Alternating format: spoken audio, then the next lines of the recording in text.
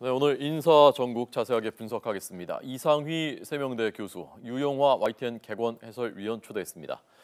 안녕하십니까? 네, 안녕하십니까? 안녕하십니까? 네. 자, 먼저 오늘 현역 의원 4명 민주당 의원들이 입각했는데요. 어떻게 평가하셨는지, 어떻게 보셨는지, 어떤 카드라고 보셨는지부터 먼저 듣겠습니다. 근데 일단 문재인 대통령이 당선 첫날 민주당에 가서 이 정부는 민주당 정부라고 얘기를 했습니다. 네. 결국 민주당 출신들의 의원들을 내각에 입각함으로 인해서 당적인 뒷받침을 해주고요. 또 당에서도 정치적인 위상도 제고되고 집권 여당으로서 역할을 하겠다. 뭐 그러한 어떤 정치적인 생각이 있었던 것으로 판단되고요. 또 두 번째로 요즘에 인사 논란이 많이 있지 않습니까? 네네. 그러나 이 네 분은 아무래도 좀 그동안의 선거를 통해서 유권자들로부터 검증된 인사들이니까 네네. 최근에 되고 있는 논란에서 좀 비켜가지 않겠냐. 또 현역 의원들은 또 관례상 청문회에서 통과가 그렇게 난항을 겪지는 않았습니다. 네. 여러 가지 점들이 생각한 것 같습니다. 네, 자 지금 국회에서요.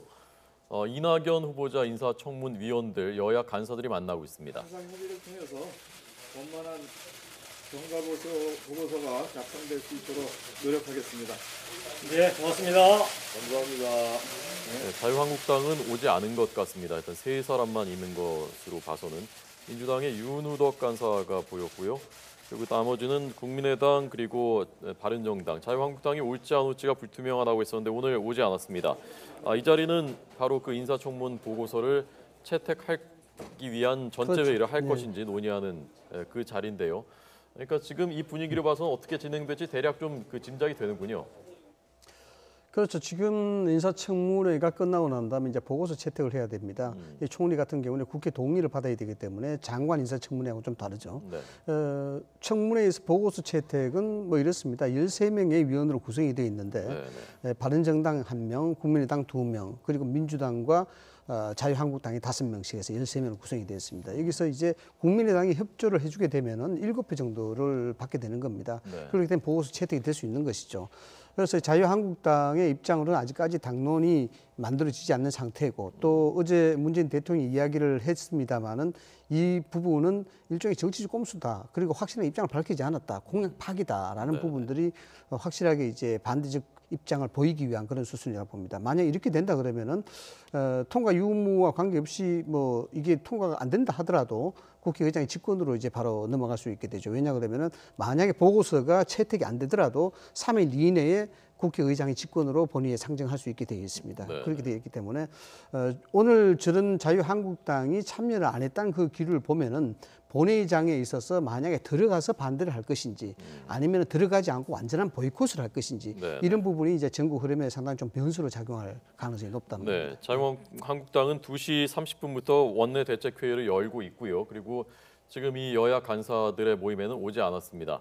가운데가 윤우덕 민주당 간사였고요. 그리고 김용태 바른정당 간사가 그 오른쪽에 화면에서 봤을 때 오른쪽에 있었고 그리고 그 왼쪽이 김광수 국민의당 간사 이렇게 세 사람만 왔고 자유한국당 경대수 간사는 오지 않았고 그러니까 아마도 이 3당이 전체 회의를 청문위원들 전체 회의를 열어서 보고서 채택할 가능성이 높다고 볼 수 네, 그렇게 보고 채택하고 아마 내일 국회 본회의에 네. 이 인준안이 상정되지 않을까 여겨지는데요. 변수는 자유한국당인데 이제 지금 이제 문재인 정부 집권 이후에 초기 첫 번째 총리인데 아무래도 좀 자유한국당에서 여러 가지 생각을 하고 있는 것 같아요. 그러나 제가 봤을 때는 만약에 표결에 참여하지 않는다 그러면 그것은 또 반대의 정치적 작용도 자유한국당에 가지 않겠느냐 그런 점들은 아마 그러니까 쉽게 말씀드리면 역풍이 불 가능성도 있다라는 거죠. 네. 그래서 뭐 이낙연 후보자가 여러 가지 결격 사원은 나왔지만은 뭐 총리를 하기에는 결정적이냐 이런 부분에 대해서는 국민들이 그렇게 생각하고 있지 않기 때문에 참여를 해서 뭐 표결을 한다든가 아니면은 어떤 다른 생각을 통해서 뭐 같이 찬성을 해준다든가 그런 입장선의 부분도 좀 제가 보기엔 짐작될 수 있다 그렇게 생각됩니다. 네. 네. 내일 만약 표결을 하게 되면 지금 의석 분포로는 뭐 통과하는데 큰 문제가 없는 거죠. 그렇죠. 이제 과반수 출석에 과반수 이상 동의를 얻어야 되는데 민주당과 국민의당 40석이 합치게 되면 과반수가 넘기 때문에 국민의당 협조가 뭐 가장 관건이라 볼 수가 있겠죠. 방금 뭐 지적을 하셨습니다만은 자유한국당의 스탠스가 상당히 좀 중요합니다. 앞서 말씀을 드렸다시피 본회의장에 들어가서 반대를 하느냐 아니면 아예 들어가지 않고 반대하느냐 이 부분인데 제가 알고 있기로는 자유한국당 내 일부 기류가 조금 완화적인 분위기도 좀 있는 것 같아요. 뭐냐 그러면은 어쨌든 문재인 정부가 출범한 것이 초유의 비상사태에서 국정의 공백을 기하기 때문에 초유의 사태에서 출범한 그 새로운 정부다. 네. 즉 이러한 국회 탄핵, 대통령 탄핵 정부를 만드는 일말의 도덕적 책임도 우리한테 있지 않느냐. 그런 측면에서 본다 그러면 새 정부가 출범하는데 무작정 반대한다는 것도 또 정말 민심에 역행하는 것이고 오히려 역설적인 그런 공격을 받을 수가 있다라는 네, 그런 네. 기류가 조금은 생기는 것 같아요. 그래서 오늘 원내대책회의에서 뭐 의견 수렴이 어떻게 나올지 모르겠습니다만은 네. 그런 기류가 조금 강하게 감지가 된다 그러면은 뭐 홍준표 후보 전 지사의 어떤 반응도 중요하겠습니다만 아마 포결에 참석하는 방향이 좀 순조롭고 좀 자연스럽게 보이지 않을까라는 그런 생각을 합니다. 네. 예. 자, 다시 돌아가서요. 그 차례로 얘기를 해보도록 하겠습니다. 오늘 그 인사에 대해서 평가해 주셨고 오늘 인사에 대해서 이 부총장은 어떻게 보셨습니까? 오늘 인사는 그렇습니다. 이게 좀 문재인 정부가 이 거칠은 바다를 가는데 삼각 파도를 만났다. 삼각 파도를 만났는데 가장 조심해야 될 게 뭐냐 그러면 배가 엔진 동력을 잃지 않는 부분이거든요. 지금 새 정부의 조각 인선 이 작품은 배로 치면은 동력을 만드는 겁니다. 네. 그래서 여러 가지 파도가 치고 있는데 이 동력을 만드는 것을 늦게 되면은 늦어지면은 이 항이 문제가 생기는 거 아니겠습니까? 그런 측면에서 이번 인선을 봐야 된다라는 생각이고. 특히 이제 중요한 점이 3선 이상 국회의원, 물론 재선 도정환 의원도 포함되어 있습니다만 국회의원들을 포진시켰다는 점. 대탕평이라고 이야기합니다만은 보면은 뭐 진영을 넘어선 대탕평이라기보다는 지역을 고려한 대탕평, 뭐 이런 그런 점에서 좀 특별한 그런 의미를 좀 둘 수가 있을 것 같습니다. 네. 자, 지금 그 새로 지명된 장관 후보자들 면면을 보고 있는데요. 그 김부겸 TK 출신이고 네. 김현민은 호남, 네. 김영춘 부산, 네. 그리고 도종환 충청 이렇게 되어 있습니다. 어떤 부분 제일 주목하셨습니까, 유 박사님은? 저는 일단 그 김부겸 그 장관 후보자하고 예. 김영춘 장관 후보자는 아무래도 상당히 지역적 배려를 확실히 한 것 같습니다. 그리고 아무래도 뭐 또 예상됐던 인물들이었고 무난한 인사로 평가되지 않겠냐. 또 두 사람은 둘 다 과거에 민주화 운동을 했던 사람들이고 그리고 특히 김영춘 지금 장관 후보자는 YS하고 같이 정치를 시작한 사람이죠. 같이. 네. 뭐 김부겸 장관 후보자도 실제로 뭐 DJ하고 같이 했던 사람 아니고 과거 민주당에서 쭉 정치를 하면서 나중에 이제 탈당해서 열린우리당으로 정치인인데 그런 측면에서 봤을 때는 어떤 지역적인 부분들 그리고 민주화 운동을 했던 사람들에 대한 정통성을 인정해주는 개혁 정부로서의 하나의 중요한 그런 부분이 있었다고 생각이 들고요. 이 도종환 그 장관 후보자는 시인이죠. 뭐 잘 아실 겁니다. 접시꽃 당신이라 그래서 상당히 그 진보적인 시인이고 또 정교적 활동도 했었고요. 그리고 뭐 작가회의라든가 민해총이라든가 이러한 그 과거에 제야 그 어떤 그 문화단체에서 중시적으로 활동했던 분입니다. 그래서 아마 이 문제는 아마 이거 블랙리스트 사건 부분 때문에 상당히 반대 작용으로서 도종환 시인을 임명한 것이 아니냐. 또 도종환 장관 후보자는 이제 상당히 그 친문 쪽 인사로서 또 알려져 있고요. 네. 그러나 이제 그런 부분은 있겠죠. 이제 문화라든가 관광이라든가 이런 산업이 사실상 새로운 시대의 먹거리 산업인데 과연 그런 부분들을 어떻게 이제 상당히 사업적으로 산업적으로 구상해 나갈 것이냐. 아마 이런 부분들을 청문회에서 가장 이제 주목받는 오늘 이제 후보자가 김현미 의원 아니겠습니까? 네. 과연 여성이 저 국토부를 관장할 수 있을 것이냐. 뭐 이러한 우려가 있는 것도 사실인데요. 그러나 아무래도 제가 봤을 때는 문재인 정부 때의 어떤 이런 정책이 좀 바뀌는 거 아니냐. 과거에처럼 건설하고 뭐 부시고 뭐 만들고 이런 것보다도 뭐 도시 재생 문제라든가 또 임대 아파트 문제라든가 좀 정책적인 접근을 하려고 좀 파격적인 인사를 아마 임명한 것 같아요. 예. 그러나 관건은 과연 이제 김현미 후보자가 국토부에 가서 이 관료들을 혹시 장악하면서 문재인 정부의 정책을 혹시 관철해낼 것이냐 이런 부분들도 이제 내가 보기에는 청문회에서도 얘기될 것 같아요. 예, 자 조금 전 보여드리면은 그 김현 의원입니다. 대변인이 그 오늘 인사에 김현 대해서 의원. 그런가요? 네, 인사에 대해서 보여드릴 그 반응 발표한 장면이었고요. 김현미 의원이 아닙니다. 좀 제가 잘못 봤습니다. 지금 말씀하셨나요? 네네. 그 시청자 여러분들이 잘못 아실까 봐. 김현미 의원이 김현미 됐죠. 의원 하면 좀 이따 보여드릴 겁니다. 네. 네. 여러 가지로 이제 다각적으로 좀 분석을 할 수가 있을 것 같습니다. 뭐 앞서도 말씀을 드렸습니다만은 국회의원 출신들이라서 좀 특이점이 있는데 기본적인 부분부터 하나만 따져서 말씀을 드린다면 이런 게 있습니다. 통상적으로 인사를 할 때 견제를 택할 것이냐, 팀워크를 택할 것이냐 이런 부분이 있습니다. 일반적으로 경제, 그러니까 정책, 내각 구성, 부처에 있어서는 인사를 할 때 대체적으로 견제를 많이 택합니다. 그래서 상호 견제를 할 수 있도록 그런 인선을 하는 것이 주류를 이루고, 그다음 팀워크를 주로 하는 인선은 어디냐 그러면은 네. 외교 안보 분야입니다. 외교 안보 분야가 왜 팀워크이냐 그러면은 신속하게 빨리 결정을 해야 하고, 여기 이견이 따르면은 오히려 국익이 문제된다라는 그런 차원에서 팀워크를 따릅니다. 네. 근데 이번 같은 경우에는 내각에 있어서 정치인 4명, 그것도 민주당 의원 4명을 했단 말이죠. 이 가만히 보면 재밌는 부분이 있습니다. 뭐냐 그러면은 실질적으로 이 상호 보완이라든가 개혁적 성향을 골고루 배치했거든요. 네. 그다음에 아주 전문적인 역할을 할 수 있는 사람도 배치를 했습니다. 그것이 누구냐면 김동연 부총리, 즉 예산이라든가 경제를 총괄할 수 있는 전문성을 중간에 탑으로 배치를 해놓고, 그다음에 팀워크를 중시하게 만들어 놨습니다. 장관들이 같은 동료들이고 같은 동료 의원들이기 때문에 여러 가지로 상당히 소통할 수 있는 근거가 굉장히 좋다는 것이죠. 여기 이제 경제수장으로 개혁적 인물이 들어갔지 않습니까? 장하성 정책실장이 들어가 있기 때문에 이 부분을 보면은 정책과 고르게 하는 어떤 그 소통과 개혁과 전문성, 이걸 하나의 삼박자로 골고루 배치를 한 듯한, 이것이 물론 전략적으로 만들어졌는지 모르겠습니다만 상당히 정교하게 만들어진 인사다, 이렇게 이제 평을 좀 할 수가 있을 것 같아요. 네. 그러나 이제 과연 이제 이 다음에 아주 장관이 많이 남아 있지 않습니까? 민주당 인사들이 계속 들어갈 것이냐? 여기서 이제 4명으로 국한시킬 것이냐? 다른 장관은 예를 들면 뭐 다른 탕평책으로 인해서 전문적 인사를 쓸 것이냐, 아니면 다른 당 관계자들을 쓸 것이냐, 뭐 이런 부분들도 전 주목거리가 된다고 생각해요. 네. 지금 추가로 뭐 거론되는, 당내에서 거론되는 의원 중에는 우상호 의원 얘기가 네. 있고요. 통일부 장관 설이 있고, 또 김상곤 뭐 김상곤 교육부 그 의원은 의원은 아니죠. 네. 의원은 아니고 네, 교육부총리 거론되고 네. 있고요. 송영길 전 인천시장도 좀 아, 거론돼. 송영길 전 인천시장도 거론 의원이죠. 송영길 의원이 현역 의원이죠. 아, 현역 의원은 아닙니다. 전 아닌가요? 시장이시죠, 인천시장. 예. 현역 의원입니다. 예, 현역 현역 의원인가? 제가 좀 이따 확인해서 다시 말씀드리겠습니다. 지금 갑자기 하니까 좀 헷갈리는 부분이 있습니다. 자, 오늘 바른정당에서 4명 장관 발표한 다음에 소나기 피하려는 그런 측면이 있지 않느냐. 지금 이제 김상조 후보자, 강경화 후보자에 대해서 의혹 제기가 집중되니까 이걸 좀 피하려는 것이 아니냐라는 그 분석이 나왔는데, 어떻게 보십니까? 그 강경화 후보자, 김상조 후보자에 대해서 추가적인 의혹이 계속 제기되고 있단 말입니다. 어떻게 전망하십니까?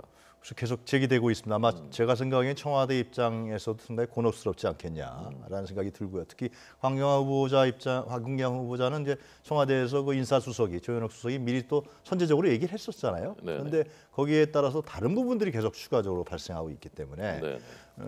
상당히 이 문제를 청문회에서 국회에서 어떻게 처리할지, 특히 김상조 후보자 같은 게 공정거래위원장인데 네.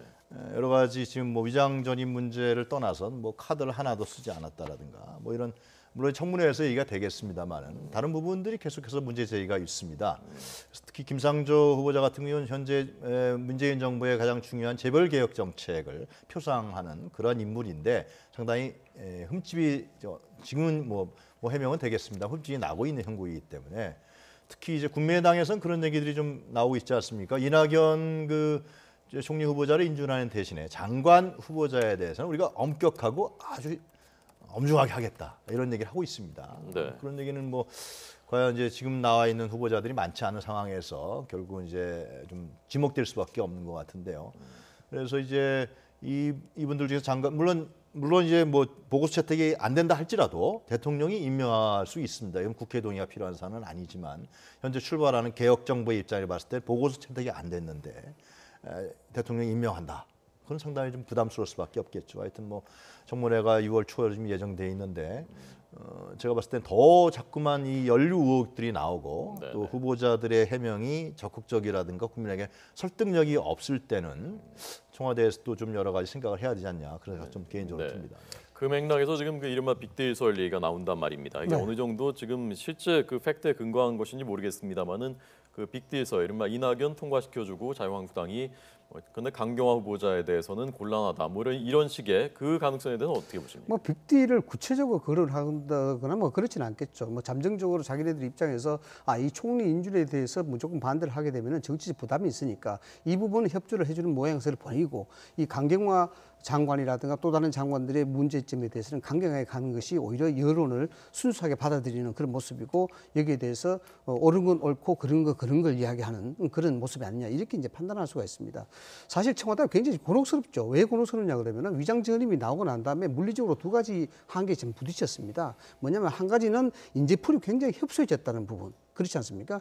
위장전입을 다음에 이 내각에 인선될 사람들은 그래도 적어도 이 부분에 해당이 되지 않는 사람들을 해야 되는 그런 것이고요. 그 다음에 여기에 대해서 인선 기준을 만들려고 했지만은 시기적으로 빨리 지금 인선을 해야 되는데 그 시기적으로 굉장히 늦어질 수밖에 없는 그런 상황이란 말입니다. 그래서 청와대가 이것을 어떻게 돌파할지 앞으로 좀 주목이 되는 점입니다만은 적어도 가장 중요한 스탠스는 국민의당이라고 봐야 됩니다.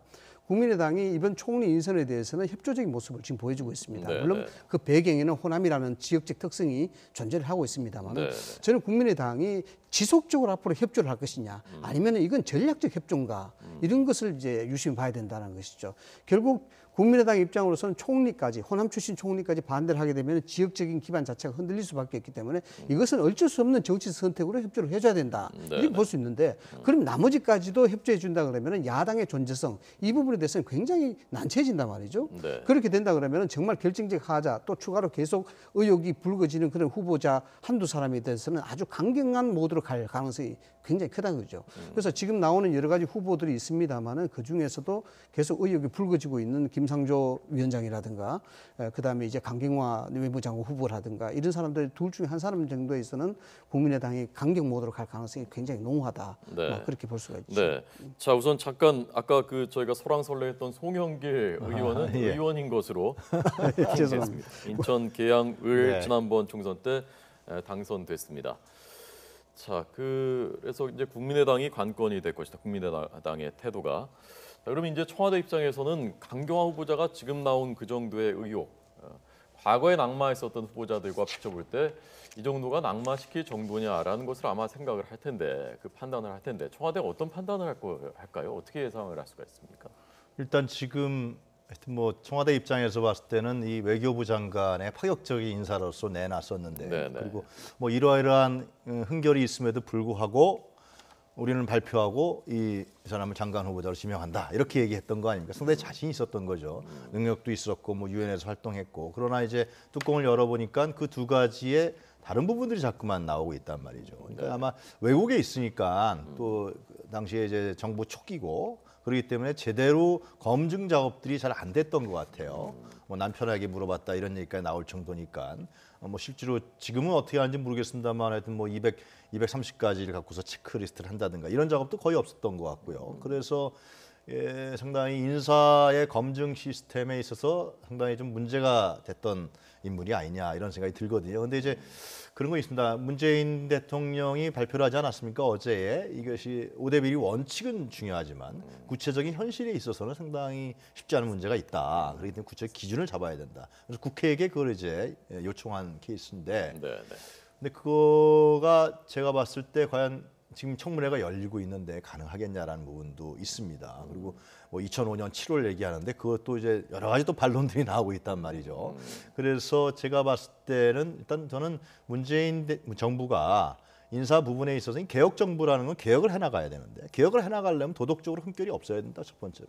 그다음에 능력과 자질과 이 추진력을 갖고 있어야 된단 말이죠. 그래야 개혁을 할 거 아닙니까? 그냥 그런 부분에 대한 검증을 더욱더 확실히 할 필요가 있다라는 생각이 들고 만약에 자기 자신들의 흠결이 나타나고 있다 그러면 그런 부분에 대해서 국민들에게 솔직히 시인을 하는 이러한 자세도 중요하면서 다시 한번 원칙을 대통령이 강조하면서 좀 시간이 걸리더라도 그러한 정말 도덕적으로 흠결이 없고 그리고 능력과 자질이 있는 인사를 지명하는 것이 예를 들면 정치 공세에서도 휘둘리지도 않고 그리고 자신이 추진하고 있는 개혁 정책을 또 확실히 밀고 나갈 수 있는 국민적 동의를 받을 수가 있다. 네. 이 인사청문회에서 계속 문제가 걸리기 시작하면 한이 없습니다. 한이 없고 이 정부가 제대로 뭘 해내지도 못하는 그러한 어떤 상당히 좋지 않은 선례를 남길 수 있다. 그런 네. 점들을 생각했으면 좋겠다 생각이 듭니다. 예.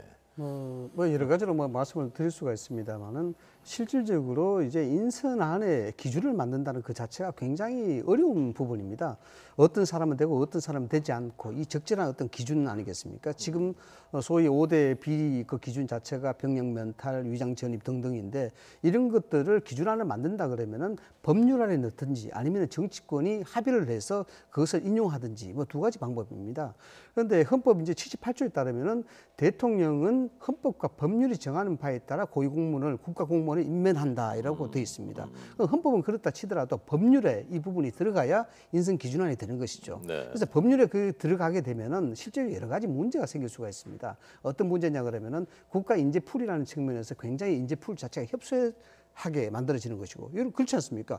이것보다 이 효과가 더 크다 그러면 이걸 택해야 되는데 여기에 막히면은 국가의 이익 자체가 손해를 볼 수 있다라는 점이죠. 근데 어차피 지금 그 기준은 맞춰서 인사를 하겠다는 것이 여야의 지금 공감대인 거 아닙니까? 네, 그렇죠. 그럼 법을 만들어도 되는 거 아닌가요? 그래서 앞으로 이제 좀 지켜봐야 되는 부분인데 그것이 이제 쉽지 않다라는 것이죠. 쉽지 않은 그런 결정 과정을 거쳐야 되는데 지금 지난 1월달에 인사청문회에 대한 그 입법 개정안이 발의가 되어 있는 부분이 있습니다. 네네. 자유한국당의 윤한홍 의원인 걸로 제가 기억이 되는데 거기 보면 인사청문회가 국가 인재상 문제 그 차원에서 보면 굉장히 문제가 많다. 그래서 이걸 공적 영역과 사적 영역으로 구분해서 인사청문회를 하자라는 것입니다. 네네. 공적 영역의 전문성, 사적 영역에 대해서 인권보호와 사생활 보호 침해 이런 부분이죠. 그런 부분인데 그거 가지고는 사실 되지 않는 문제죠. 그래서 지금 이제 정치권이 어떤 합의를 할지 모르겠습니다만은 네네. 뭐 여러 가지 사항을 정해놓고 여기에 부합되지 않는 사람들은 장관이라든가 고위공무원, 국가공무원을 갈 수 없다. 이걸 이야기하는 거 아니겠습니까? 네네. 그런데 그 기준 자체가 애매해질 수밖에 없고 또 특히 이 국회의원들 입장에서는 언제 어느 때나 내각에 들어갈 수 있는 그런 여지가 굉장히 많습니다. 자칫하면 자기 발에 족쇄를 차는 그런 형태가 될 우려가 굉장히 높다는 것이죠. 그래서 이 부분을 협의하기가 굉장히 힘들다라는 네. 말씀을 좀 드리고 그렇죠. 싶어요. 지금 당장 의원 중에도 4명이 입각할 상황인데 청문회를 해야 되는 상황인데 그 법을 만든다는 것이 현실적으로 쉽지 않겠다. 조국 민정수석이 과거에 썼었던 칼럼이 지금 그 다시 회자가 되고 있지 않습니까? 그래서 이 기준이 그 상대당한테 적용할 때는 늘 엄격한데 그게 이제 반대 입장이 되면 아까운 인재를 떨어뜨린다라는 김진표 위원장의 그 말이 나오고 그래서 언젠가는 이 고리를 한 번 끊지 않으면 또 다음에 또 정권 교체되면 똑같은 일이 또 반복될 텐데 언젠가 한번 하여간 해결을 하긴 하고 넘어가야 되는 거 아닙니까 이거? 한국당에서 지금 뭐 내심 표현 하나 있지 않지만 과거 정권에서 많이 당했기 때문에 민주당한테 들어와만 봐라 우리가 확실하게 청문 도덕 검증을 하겠다라고 얘기하는 거 아니겠습니까? 지금 그러니까 도덕 검증이 이제 중요하죠. 너무나 중요합니다. 그러나 이것이 자칫 정치적 공세로 이게 비화되면은 실제로 거기서 벗어날 사람이 누가 있겠냐? 뭐 그런 얘기도 나오는 건 사실이죠. 그러나 이 부분을 제가 생각했을 때는 이것을 간접적인 우회로 피해 나간다. 물론 그것이 이제 국회에서 뭐 사당 원내대표가 어느 정도 선을 잡는다라고 뭐 합의할 수도 있고 법률에 넣을 수도 있겠지만은 그게 과연 제가 보기엔 쉽게 합의될 수 있는 성질인가 생각이 좀 들어요. 그래서 이제 인사청문회 제도라는 것이 물론 이제 미국에서 대통령 중심제에서 나온 거 아니겠습니까? 그래서 거기는 실제로 10년, 20년 전에 음주운전까지 다 드러냈거든요. 근데 나중에 상원에서 결국 정부적 판단을 하게 되는 겁니다. 결국은. 네. 예, 우리도 국회에서 물론 흠결이 있는 사람이 있겠죠. 그러나 그것이 뭐 임종석 실장도 얘기했습니다만 뭐 고의성이라든가 반복성이라든가 의도성이라든가 이런 부분들 얘기하는데 결국은 정부적 판단을 할 수밖에 없는 것이죠. 그래서 정부적 판단 하에서 인사청문회에서 어떻게 여야가 잘 합의해 나가냐라는 건데 뭐 야당이 예를 들면은 뭐 크게 문제 제기를 안 하면 그건 또 통과될 수도 있는 거거든요. 박근혜 정부 후반기엔 또 그런 사례도 있었습니다. 실제로. 그래서 이런 부분들은 결국은 제가 봤을 때는 문재인 정부가 이 120석이라는 그 의석수를 가지고서 국회를 상대해 나가는 하나의 첫 번째 실험 무대가 되는 것입니다. 그래서 이 부분들을 어떻게 진짜 협치 얘기하는데 어떻게 정부적으로 풀어나가고 정치적으로 풀어나가고 또 원칙적으로 그걸 관철시켜 나가면서 어떻게 이런 능력을 발휘하느냐 그것이 첫 번째 실험 무대가 되는 것 같습니다. 네. 그 조국 수석이 이제 그 얘기한 게 2010년도 아마 칼럼일 겁니다. 맹모 삼천지교를 이야기했죠. 맹자의 어머니는 위장 전임이 아니다. 거기에 가서 살았기 때문에 위장 전임이 아니다. 그래서 이제 그런 식으로 그 칼럼을 썼는데 사실 이제 글이라는 것이 칼보다 무섭다는 게 거의 한 말 아니겠습니까? 좀 더 이제 원론적으로 따져볼 수가 있는데 사실상 인사청문회 그 내각에 대한 강요들의 자격 기준을 따지는 인사청문회가 우리한테는 이제 도덕적 검증하는 절대 관문으로 되어 있습니다. 그런데 사실 이게 위헌적 요소가 굉장히 많은 겁니다. 왜냐 그러면은 1948년도 재헌 입법이 만든 후에 대통령의 인사권은 통치적 행위의 중요한 수단으로 사용이 되어 왔는데 여기에 대해서 입법권에서 많은 견제적 장치를 만들어 왔습니다. 어떤 장치냐면은 해임 결의안도 만들었었고 탄핵 소추도 만들었었고 임명 동의안도 만들어 왔었고 절대적인 견제를 해왔었거든요. 그래서 헌법상에 실질적으로 대통령 인사권이 견제받는 그 직권 사실 총리라든가 감사원장이라든가 등등에 불과합니다. 그래서 장관이 여기에 포함된 여부는 공법학자들이 사실 많이 따져줘야 되는 그런 부분이에요. 그런 측면에서 대통령의 인사권 자체가 조금 너무 과도하게 침해당하는 그런 광고 지금 현실에 있는 것은 사실이다. 그런 측면에서 이 정치권이 좀 내다봐야 될 부분이 있고요. 문제는 이렇습니다. 우리가 인사청문회가 2000년부터 시작이 돼서 지금 이제 20년 가까이 되고 있습니다. 이게 뭐냐 그러면 숙성기를 거치고 있다는 것이거든요. 이걸 제도로 만들고 법원로 만들려고 그러면 굉장히 어려워집니다. 그래서 지금 2000년도 만들어져서 사실상 국민들 인식에서는 고위공무원 장관이 되기 위해서는 뭔가 좀 깨끗해야 되겠다. 이런 인식들이 도덕적으로 굉장히 길들여지고 있는 상태입니다. 이런 점을 정치권이 고려해서 제도를 만들더라도 만들어야 된다라는 말씀을 좀 드리고 싶습니다. 네. 자, 문재인 정부의 5대 원칙, 뭐 이걸 다시 한번 우리가 다 잊어버렸거든요. 다시 한번 말씀드리자면 지금 문제가 된 위장 전입, 그다음에 병역 비리가 있고요. 그다음에 부동산 투기, 그다음에 탈세, 그다음에 논문 표절 이 5가지입니다. 이 기준을 이제 어떻게 구체적으로 만들어 나가느냐 이것이 우리 사회에 던져진 과제가 아닌가 싶습니다. 오늘 이상휘 교수, 유용화 개관해설위원 두 분에게 들었습니다. 고맙습니다.